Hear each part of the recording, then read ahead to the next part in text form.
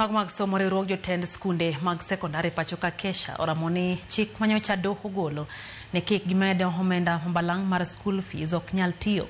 Jakom riwruog jopuonjgo Willy Kuria koni chik mar omenda ma ichulo sani kaka school fees ne okadhi chiegni higni 10 mosekalo miyo sani okoni ok nyal tiyo kaluwore gi ng'awruok e nengo mar mwandu ma itiyogo e skunde. Bendo chwalo ng'ur kaluwore gi okang' mar piny owacho deko kapok ochwalo omenda monego bed ni itiyogo e skunde gino mokoni ng'uko chenro mag somo.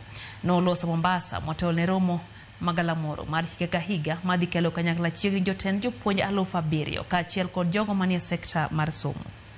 In both schools, county and extra county, and 53 in national schools, it cannot work. It will not work. It was set in 2015, 10 years ago. Nobody can tell us that one will work. There is a 46% inflation. Printing papers was costing 400. Now it is 800. How do you tell us that we can operate with that amount of money? It can't work. Second term, we have received a capitation of 3,400. It is supposed to be 6,600. So we have a balance of this term of 3,200. We know today over 90% of our learning institutions are still cutting firewood to cook.